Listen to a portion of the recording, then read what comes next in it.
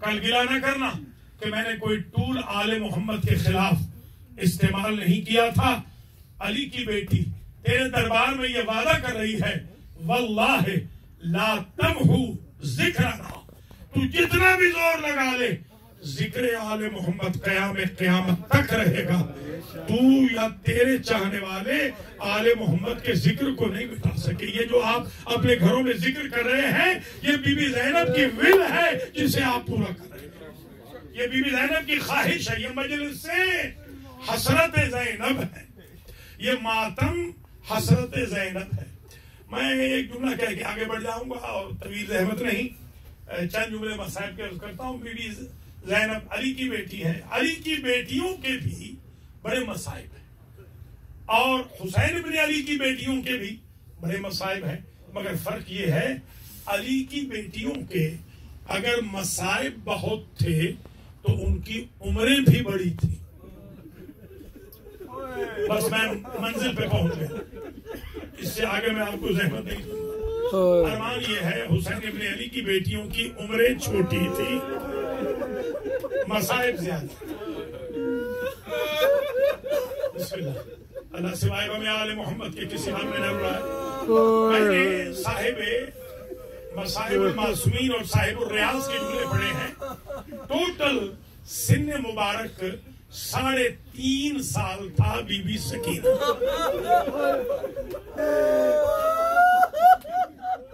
چھوٹی چھوٹی اولاد والوں ذرا تصور کرنا، 3.5 سال کی بچی. اچھا عجیب بات یہ ہے کہ مولا نے دعا کی تھی تہجد میں، یا رب بار الہ اعطنی بنتی، ایسی بیٹی مجھے عطا کر کہ وہ میرے بغیر نہ رہ سکے اور میں اس کے بغیر نہ رہ سکے. یہ دعا ہے.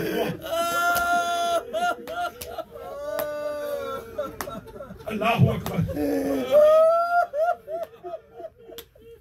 یہ حمید ابن مسلم کے جملے ہیں کہ جب وقت آخر حسین ابن علی نکلے تھے نا آخری ودا کر کے، تو بچی گھوڑے کے سموں کے ساتھ لپٹ گئی تھی. بچی کو اٹھایا، پیار کیا، کہا دعینی یا سکینہ لعلی آتی کے بالماء، بیٹی مجھے جانے دو شاید میں تمہارے لیے پانی لا سکوں.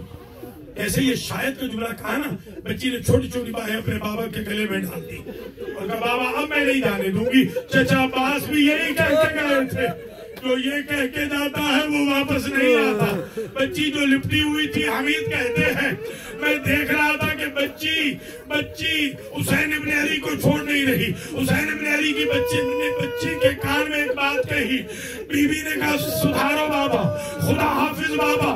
میں قریب گیا، میں نے پوچھا آپ نے بچی سے کیا کہا؟ کہ میں نے بچی سے کہا تھا میں نے اللہ سے دعا کی تھی ایسی بیٹی عطا کر جو میرے بغیر نہ رہے، میں اس کے بغیر نہ رہ سکوں، اور جب تو مجھے امتحان میں پکارے اسے روتا ہوا چھوڑ کے تجھے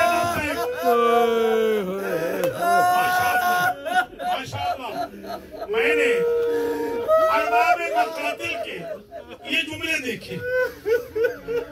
ارباب مقاتل نے اس بچی کا جو نام ہے وہ فاطمہ، اس بچی کے 2 لقب مشہور ہیں. کربلا تک، بلکہ یوں کہوں عصر عاشور تک اس بچی کا لقب ارباب مقاتل نے لکھا سکینہ. عصر عاشور سے لے کر دفن ہونے تک آج تک اس بچی کا لقب ہے رقیہ. آ جائے قبر پہ سکینہ نہیں لکھا، ہذا مرکز رقیہ بنت الحسین. میں بڑا سوچتا رہا کہ بچی ایک ہے لقب 2 کیوں؟ پھر میں نے لغت کی کتابیں کھولی. سکینہ وہ چھوٹی جو سکون کا ذریعہ بنے، رقیہ وہ چھوٹی جو رقت کرتی رہے، روتی رہے. پھر مجھے بات سمجھ میں آ گئی، جب تک بابا کا سینہ ملتا رہا یہ بچی سکینہ کہلاتی رہی. جب سے شبر کے تماچے لگے یہ بچی رقیہ ہو گئی. ماشاءاللہ.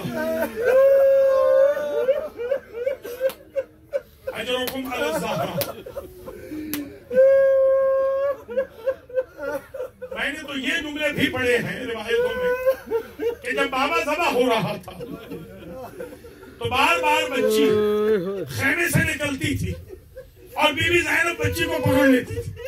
ایک ایسا وقت آ گیا کہ بچی آئی ہے, برداشت کریں گے, چھوٹی بچی, مگر استقلال دیکھیں, بچی نے آ کر شمر کے خنجر میں ہاتھ ڈالا اور معلوم ہے کیا کہا, حیا کر یہ نبی زادہ ہے, حیا کر یہ پیاسا ہے, حیا کر ان کی پوری اس کے خاندان کی پوری بیویاں خیموں میں ہیں, اس کے بچے مارے گئے, یہ نبی زادہ ہے, علی زادہ ہے, یہ فاطمہ کا بیٹا ہے.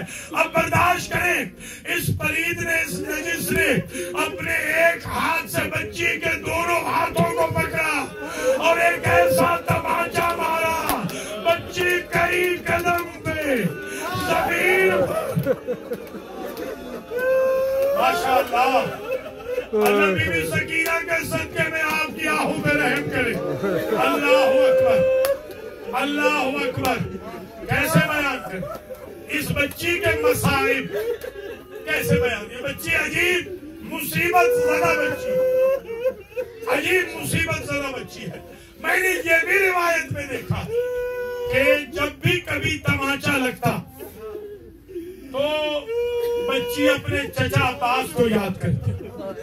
جب بھی, یہی وجہ ہے کوفہ سے گزری, شام سے گزری, دربار یزید میں پہنچی, زندان میں گئی, بس طویل زحمت رہی, دو کے دو جملے باقی رہ گئے.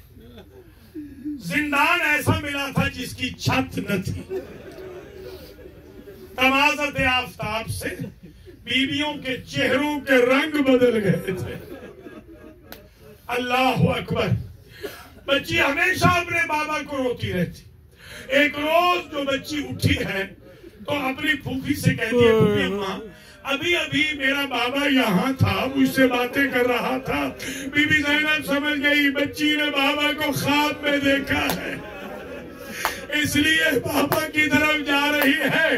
ادھر سر حسین رکھا ہوا تھا ایک تشت میں, جس حجرے میں یزید سو رہا تھا. اس ملعون نے تشت کے اوپر رومال رکھا تھا. ایک ایسا وقت آیا رومال ہٹ گیا, سر حسین نے چھوڑ دیا تشت کو اور چھت پہ گیا, اور سر حسین نے آواز دی, ملعون تو آرام سے سو رہا ہے, میرے سینے پہ سونے والی پھوپھیوں سے میرا سر مانگ رہی ہے. بلاخر اس نے سر دیا. سر ایسے ڈھکا ہوا تھا, سر ایسے ڈھکا ہوا تھا کیسے عابد بیمار سر کو لے کے جانے لگے. بی بی کہتی ہے, فارسی مورخ نے لکھا, برادرم من از شما طعام نہ خواستم, میں نے آپ سے کھانے کی طلب تو نہیں کی, ایک مرتبہ وہ دامن آبا کا ہٹا دیا, کہا ان طعام نہیں سر پدر میرے, یہ کھانا نہیں, اس تشت میں میرے بابا کا سر ہے. جیسے ہی بابا کا سر ملا, مدت کے پریشان ہونٹوں کو اپنے بابا کے ہونٹوں پہ رکھا اور بی بی نے بین شروع کیا, من قطع وریدک یا ابدا, بابا یہ تیری رگیں کس نے کاٹی ہے, من خازب لحیتک بدمک یا ابدا, بابا تیری ریش کو خون کا خضاب کس نے لگایا, من عید بلی فی صغر سنی, مجھے بچپن میں یتیم کس نے کیا. اگر برداشت کرے تو میں آپ کی خدمات عالیہ میں بی بی کے کچھ بین پڑھوں. میں نے 20 بین دیکھے ہیں, 20 بین. ایک بین بڑا عجیب ہے. بابا جو یمن سے دور منگوائے تھے وہ ظالم ظلم سے لے گیا. بابا تیرے بعد میں مٹیوں پہ سوئی ہوں, بابا تیرے بعد میں نے تازیانے کھائے ہیں, بابا تیرے بعد میں اونٹ سے گرتی رہی ہوں, بابا لوگوں نے ہمیں پتھر مارے. یا زہرا, یا زہرا, اللہ اکبر. قرآن بچا ہوا ہے. بی بی بیان کر رہی ہے. اگر اجازت دے تو میں فارسی مورخ کا جملہ عرض کروں. بی بی کہتی ہے, اس جملے کو سمجھ لیا تو بستر پہ بھی رونا آ جائے گا. بی بی کہتی ہے, اے پدر مہربان شکست شدہ استخوانہ, بابا شمر نے مجھے اتنے تازیانے مارے میرے پہلو کی پسلیاں ٹوٹ گئی.